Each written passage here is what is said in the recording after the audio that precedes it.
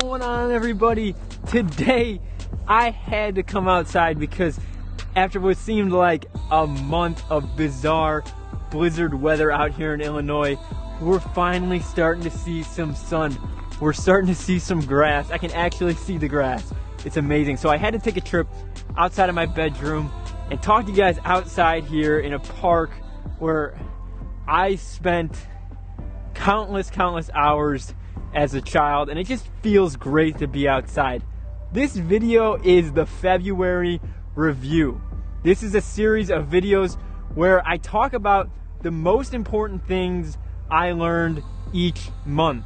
This is based off a habit of mine that I've added into my night routine where I write down on a note card the most important thing I learned each day. And this is kind of like a character development exercise for me.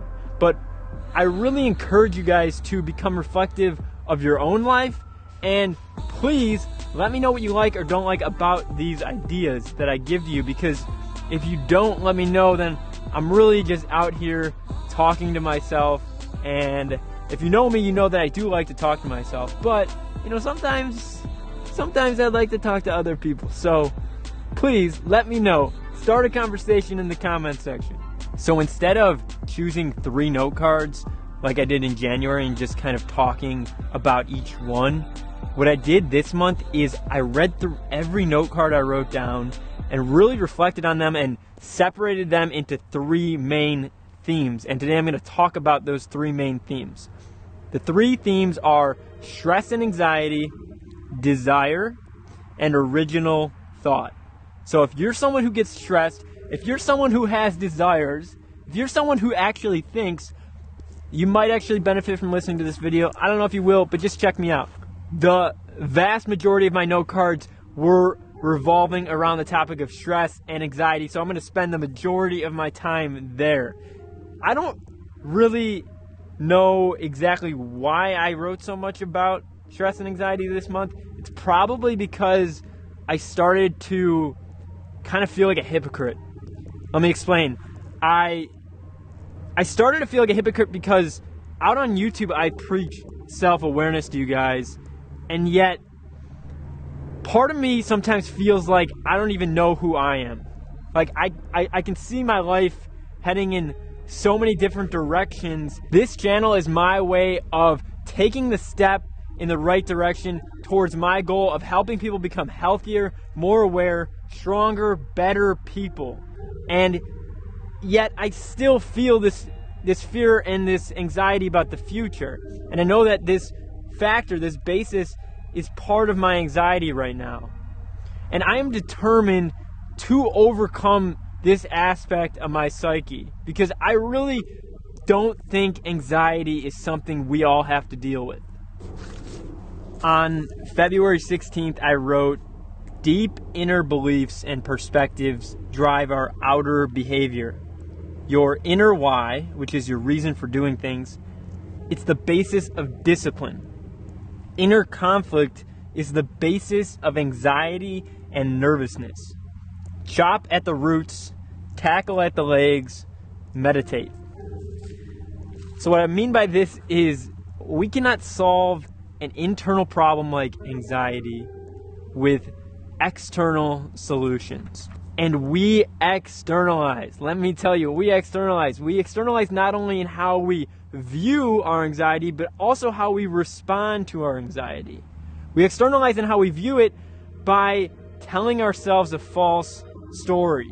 We tell ourselves that someone else or something else is the reason we feel this way. This is the victim story, which makes us feel better because it removes our responsibility from the situation. We have no control. It's outside our locus of control, so there's nothing to do. We externalize in our response by filling this void with things or stuff, right? People eat junk food constantly, or they smoke, or they abuse any kind of drug. Those are really common void fillers. I also have this void fillers that I like to call information overload, where people scroll through social media, they binge watch Netflix, They are constantly listening to music or watching every single sports game every week. It's not that these things are inherently wrong, but if you're using them to distract yourself from yourself, that's a problem. If you can't hear your own thoughts, how do you expect to solve internal conflict? The solution, as I wrote on the 18th, anxiety is no quick fix issue. The solution entails repeated exposure to perspective shifting disciplines and experiences. So, what I mean by perspective shifting disciplines and experiences is that there are things that we can repeatedly do to chip away at our anxiety. And I'm going to give you guys 3 different main kind of categories for these things. The first is put your body under stress. This is seeking out stress. It sounds counterintuitive, but think of things like workouts, breath work, cold showers. These are situations where you're putting your body under stress, but the stress is actually good, because if you can find tranquility or peace or whatever you want to call it in your mind, if you can be calm in your mind while you're in that stressful state of your body where your body has adrenaline and all these other different chemicals in it, what you're saying to your mind is that when I'm like this, I can be calm. And this is training for your mind. It's training for when you have these chemicals in it, the next time you could be even more calm. And it's also training to prime your mind to be able to deal with internal conflict. The second perspective shifting discipline is introspection. Introspection is the process of dealing with the internal conflict. Okay, you can write, you can journal, you can talk to yourself like I do, or you can literally just sit there with your thoughts and work through them. Introspection is any attempt to understand, reframe, or accept the details of your inner conflict. This month, I created this new term that I like to call the Introspection Dip. So, just like all great achievements in life, when you start off, it's hot, it's new, it's exciting, and then you dip, right? You dip into this area where there's long hours, the work is difficult, the end seems so distant, right? But eventually you push through and you make it to the other side. But in the introspection dip, this is when people start to listen to their thoughts and they start to kind of maybe not like what they're hearing. And this is where I think most people get out. This is where people just say, I'm done, I can't deal with this. But if you're in the dip, it's so crucial that you have to push through, make it to the other side. And if you haven't even started, I really would recommend you guys dive into that dip, because it is something that's going to be worthwhile. The process of introspection requires that you are able to hear your thoughts and feel your feelings. Know who you are, meaning that you're not distracting yourself from yourself. Meditation is the third discipline, perspective shifting discipline, whatever I called it. Meditation is your ticket to becoming self-aware, to being able to hear and feel your thoughts. And if you don't know anything about meditation, check out my first video that I made about meditation. That was really the catalyst for me starting this channel. I'm very passionate about it. I explain all my thoughts on it. I really do think that a discipline of 10 minutes a day can work absolute wonders for your focus muscle and your appreciation for literally any moment in your life. All right, so moving on from the second. All right, so moving on from the first theme, the second theme is desire. And on, I don't know what day this was, but I wrote, desire destroys a strong man. Desire less, be wise, be strong, live long, be happy. I think part of this feeling about this fear of the future for me is that it's finding the balance between being grateful for where I'm at and also seeking to become better. Like sometimes it doesn't feel like I'm okay with where I'm at. And if only I could get there, I would feel better. But when we desire things, what we're indirectly telling ourselves is that where I'm at right now is not okay. And that alone is a recipe for disaster.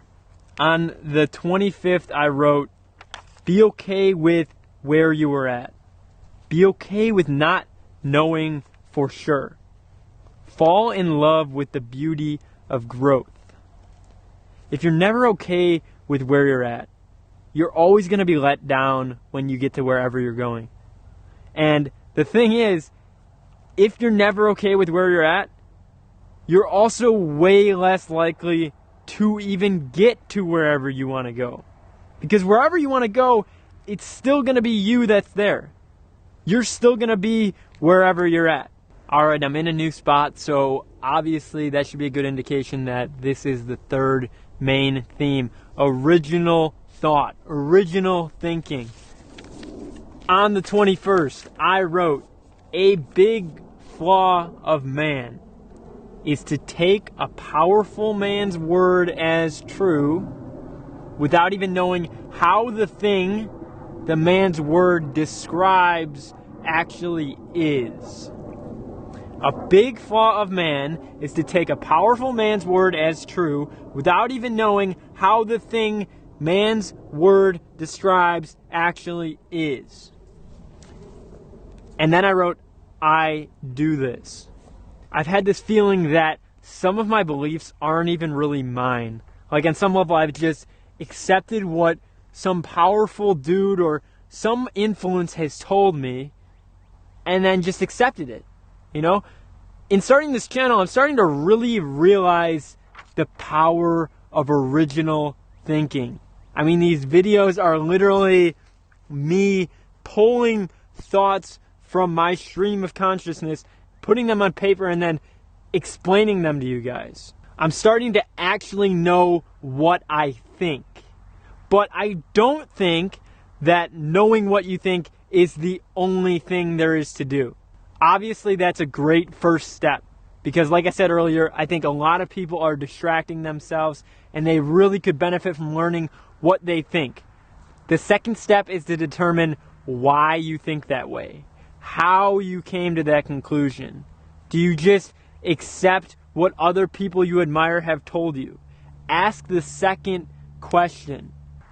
On some level, your thoughts are really a result of millions and millions of different influences throughout your entire life. So, on a certain level, the only way to actually become an original thinker would be to become some sort of like hermit who shuns the entire world and only ever intakes their own thoughts. And there are philosophers who have done this, but I mean, honestly, I've thought about doing it. I think it'd be cool to be like a monk or something like that, but even those people, they're still subject to prior influence. I guess what I'm saying is that you can't really cut off influence. I mean, you can, but you probably won't. And I don't really think you should, because absorbing different perspectives and worldviews is really a part of that process of discernment and refinement of your own character. It's part of the process of growing your own opinions and identity. But you can be wary of what you allow into your influence. And you can take that step to figure out what you think by listening to your thoughts, and then figure out why you think that way. And in doing so, you can become an original thinker. And I want to end the video here with a quote that came from, I think it was my journal on the 14th. I said, it's a path of letting go of desires, being immensely disciplined, keeping guard, seeking good company, avoiding pitfalls, and looking inward to chip away at your internal issues. Again, guys, if you like this video, please subscribe, hit like, Hit dislike if you didn't like it. I don't know, but just let me know what you guys thought about the video, because again, if you don't, I'm just out here talking to myself, and it's pretty lonely out here.